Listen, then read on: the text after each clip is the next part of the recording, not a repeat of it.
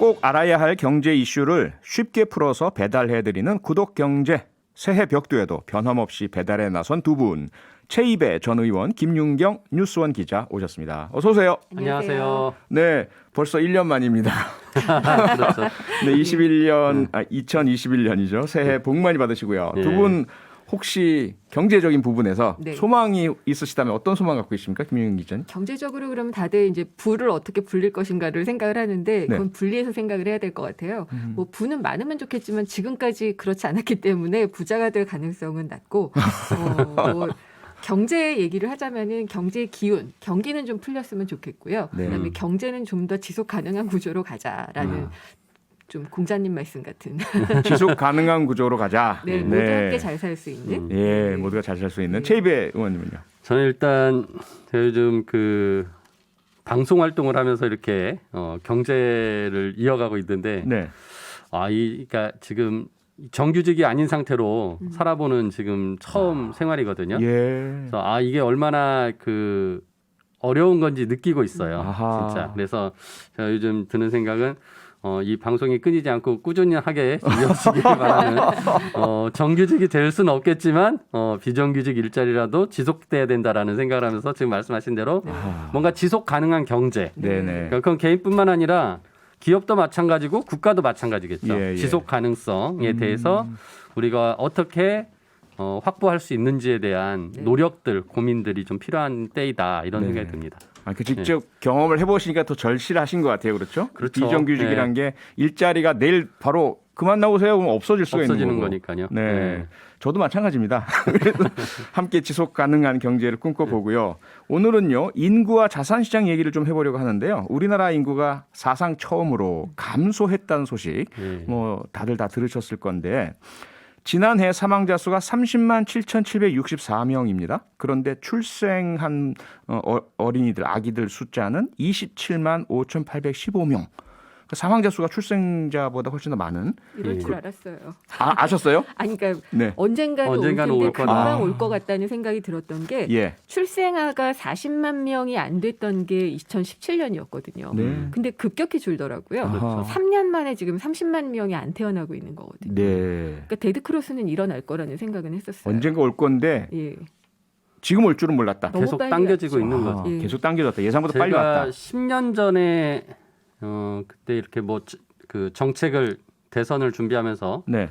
2012년에 공약을 막 만들면서 이 인구 추계에 대한 자료가 되게 중요하잖아요. 모든 그 정책을 만들 때 특히나 그렇죠. 이제 뭐 교육 정책을 만들려면은 학교 다니는 학령 인구가 몇 명이냐 네. 뭐 이런 것들 다 따져보면서 이제 하다 보니까 그때 이제 이런 논란이 있었어요. 야, 우리나라 인구가 네. 출산율이 떨어지곤 있지만 아직은 줄지는 않는다.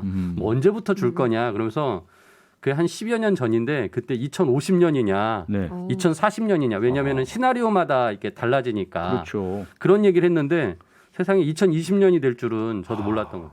그럼 크게 보면 한 30년 당겨진 거네요. 예. 그때 낙관적인 추정은 2050년도 얘기가 나왔었거든요. 네. 근데 그게 지금 뭐 2020년으로 20년. 이렇게 이제 당겨지고 그 통계청에서 시나리오를 만들었는데 예. 출산율 시나리오와 이제 사망률 시나리오를 가지고 네. 이제 비관, 낙관 여러 가지를 만들었는데 음흠. 지금 상황에서는 출산은 비관론 쪽으로 가고 있고, 아하. 그러니까 이제 계속 떨어지고, 예. 사망은 이제 낙관론 쪽으로 가서 결국 어르신들이 더 많이 늘어나는 아하. 뭐 그런 상황이 이제 그렇게 유지가 되고 있다라는 거죠. 일본 네. 같은 사회가 되는 거죠. 저출산 고령화가 고령화. 고착화되고 성장이 둔화되는 네. 예, 그런 사회가 될 거예요. 예. 지금 되고 있고 그 예. 속도가 너무 빠르다는 게 문제죠. 너무 빠르다. 네. 사실 이제 뭐 경제 전문가가 아닌 제 입장에서는 사람을 이렇게 숫자로 표현하는 게 조금씩 걸려요. 걸리고 그렇죠. 예. 그런 인구의 증감이나 뭐 이런 것에 따라서 어떤 경제적 실리나 뭐 이런 것들을 따지는 것이 조금 걸리긴 하는데 그래도 경제에 있어서는 대단히 중요한 요소잖아요. 그렇죠. 인구가. 그럼요. 인구가 없으면은 경제라는 게 돌아갈 의미가 수가 없어지는 없죠. 거니까요. 그러니까요. 그렇죠? 가장 큰 게 지금 그냥 단순하게만 생각을 해도 인구가 줄어든다는 것은 생산 가능 인구가 점점 줄어든다는 네. 것이고 그러면 국가에서 걷어들일 세금이 줄어들고 그렇죠. 그런데 고령화되면 복지 지출 등은 더 늘어나야 될 테고 네. 연금도 그렇고요. 그것이 결국 국가 재정의 문제로 귀결되지 않겠느냐 이런 그렇죠. 당연하죠. 굉장히 예. 뭐 논리적인 우리 사회자께서 좀만 이제 생각을 해보면 예. 이렇게 다 귀결이 되는 거죠. 그래서 아, 지금 뭐 우리가 고령화 될수록 네. 그 또 소비를 적게 하세요. 그러니까 소비 성향이 낮아지거든요. 아하, 어르신분들 그러면- 많이 안 쓰시고. 예. 그러니까 소비 성향이 낮아지고 그러면 소비 성향이 낮으면 우리나라의 또 상당한 그 세수의 그 부분이 부가가치세거든요. 네. 소비를 함으로써 걷는 그렇죠. 그런 이제 소비세가 줄어들고 어허.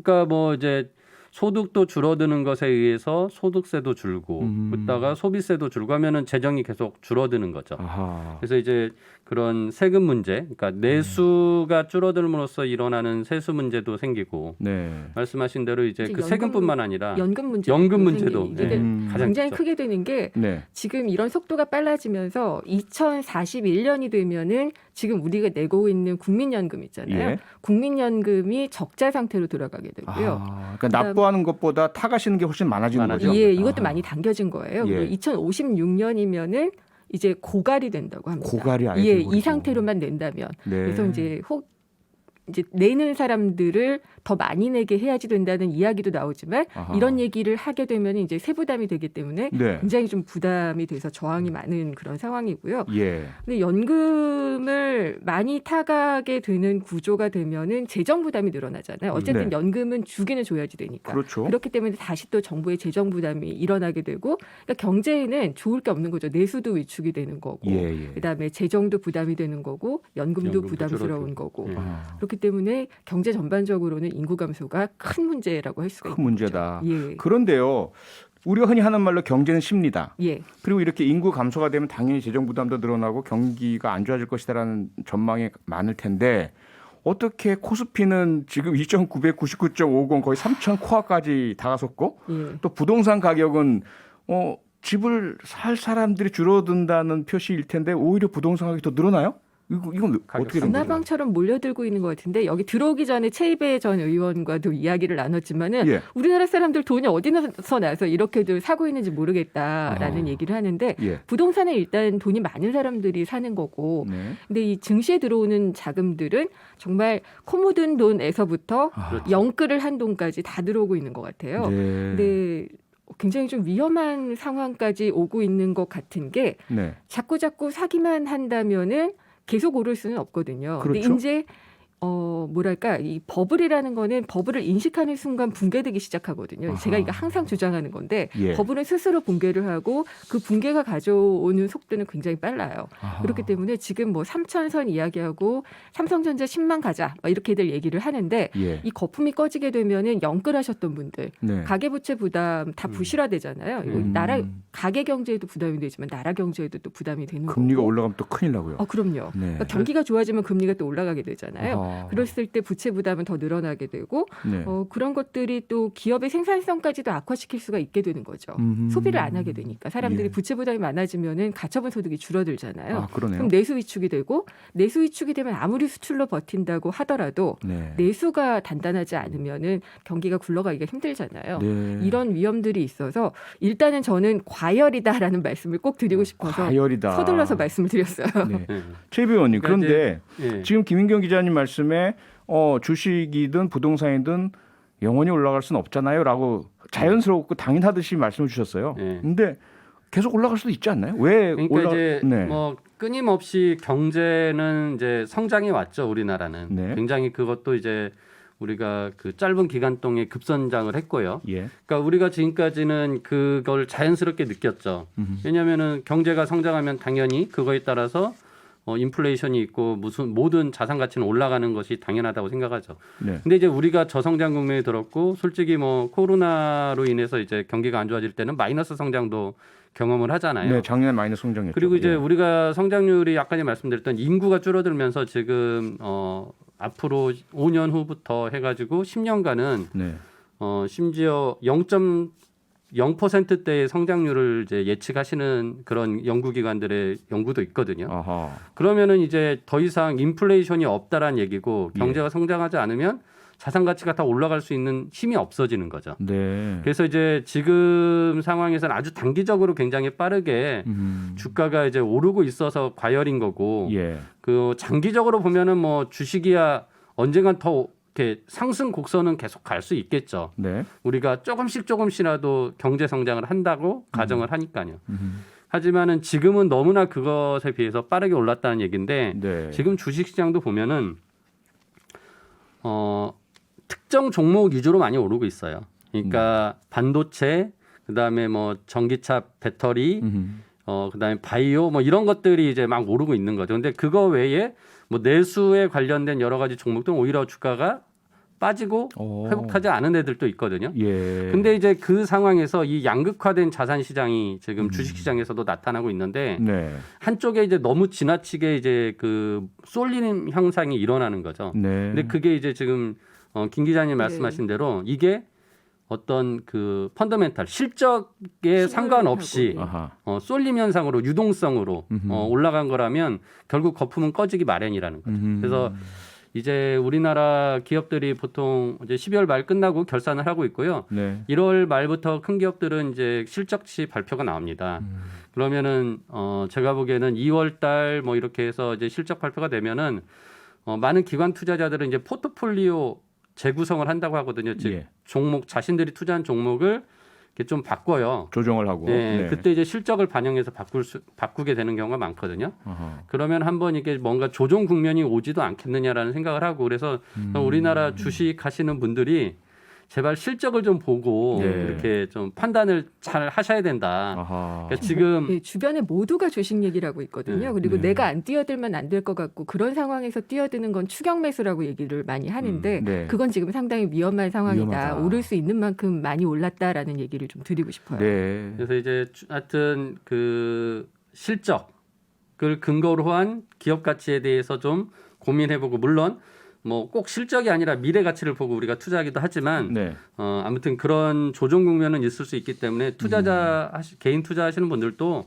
최소한 좀 기업의 실적에 대한 관심을 가지셔야 된다라는 좀 말씀을 네. 드리고 싶어요. 그 조정이라는 게 네. 급격하게 올 수가 있거든요. 아하. 버블 국면에서는. 그러니까 잔잔하게 상승을 했을 때는 조정이라는 것도 잔잔하게 올 수가 있지만 예. 급격하게 오른 만큼 조정이 또 후퇴가 깊이 올 수도 있거든요. 아하. 그 점을 좀 해야지 되는데 네. 그래도 주식시장에 쏠린 돈은 이게 기업의 투자가 돼가지고 기업이 생산을 하고 생산성을 높이는 데 이제 기여를 하고 다시 또 경제에 기여가 되잖아요. 네. 근데 부동산 시장은 사실 그렇지가 않거든요. 음흠. 근데 여기에 돈이 몰리는 거는 좀 이렇게 바람직하지 않다는 생각을 좀 많이 바람직하지 가지고 있어요. 않다. 예, 불로소득이잖아요. 결국은. 그렇죠. 누군가의 부가 누군가의 부에게로 이동이 되는 것이지 제가 지난 시간에도 말씀드렸던 것 같은데 이게 생산에는 기여하지 않는 무엇인가를 만들어내는 건 네네. 전혀 아니다. 그런 부가 아니기 때문에 네. 지금 부동산 시장에는 인구 감소가 단기적으로는 모르겠지만 중장기적으로는 이 시장을 크게 조정할 수 있는 트리거, 방아쇠가 될 수도 있다. 이런 네. 말씀을 드려야지 될 것 같아요. 그러니까 어차피 인구가 감소되면 주택에 대한 수요가 줄어든다는 걸 의미하니까. 네. 그러면 언제가 오더라도 부동산 가격에 거품이 꺼지는 현상, 하락 모드는 올 수밖에 없다 이런 말씀이잖아요. 일본에서 지금 빈집이 굉장히 많아요. 일본 인구가 우리보다 빨리 줄기 시작해가지고 지금 고령 인구도 상당히 많은 그런 상태잖아요. 그렇죠.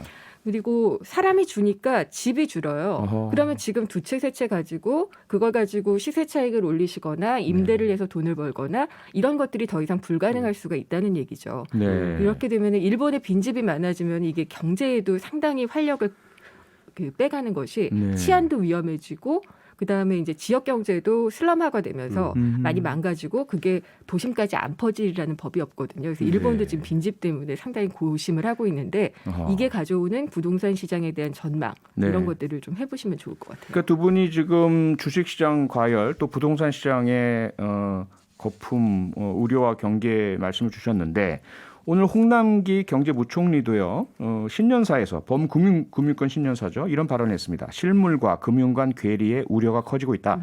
시중 유동성 쏠림에 각별히 유의하고 세심하게 관리해 나가겠다. 라는 이야기인데 정부도 상당히 걱정을 하고 있다는 말씀이잖아요. 이런 그런데 구두 경고가 좋죠. 정부가 예. 걱정만 하는 게 아니라 실제할 수 있는 게 과연 무엇이 있겠느냐라는 게 가장 관건일 것 같아요. 뭘 할 수 저는 이런 있을까요? 구두 경고나 개입도 상당히 중요하다고 중요하죠. 보거든요. 아하. 왜냐하면은 신년을 맞아서 특히나 아마 시점을 노리셨을 것 같아요. 네. 그러니까 시장이 계속 가고 있는 국면에서 아무리 그 실물 경제와 자산 시장이 괴리가 있다 떠들어도 잘 안 들리거든요. 네. 근데 어제 이제 뉴욕 시장이 내리면서 오늘 조정을 받을 수도 있었던 국면이었거든요. 시장이. 그런 국면에서 이런 이야기를 할 때 출렁거리면서 잠깐 좀 그 인식을 할 수 있잖아요. 생각해 이런 볼 수 있는.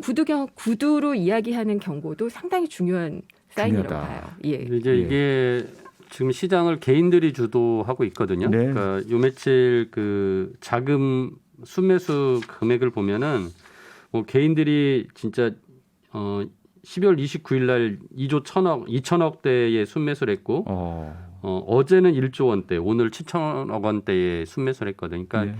개인들의 자금이 진짜 어디서 들어온지 전 참 궁금할 정도로 어마어마한데 이게 이제 네. 이런 경고들의 메시지가 기관들 같은 경우 좀 통할 텐데 아하. 지금 개인들은 안 통한 거. 그래서 저는 개인들한테 이런 주의 경고를 더 좀 강하게 네. 줄 필요가 있다고 생각해서 오늘도 아까 전에 말씀드린 대로 음흠. 좀 실적을 보면서 우리가 투자를 해야 된다라는 좀 말씀을 강조드리고 싶어요. 네. 오늘 두 분 말씀이 상당히 그 중요한 그 개인 투자자들에 대한 조언과 공부가 됐길 바라고요.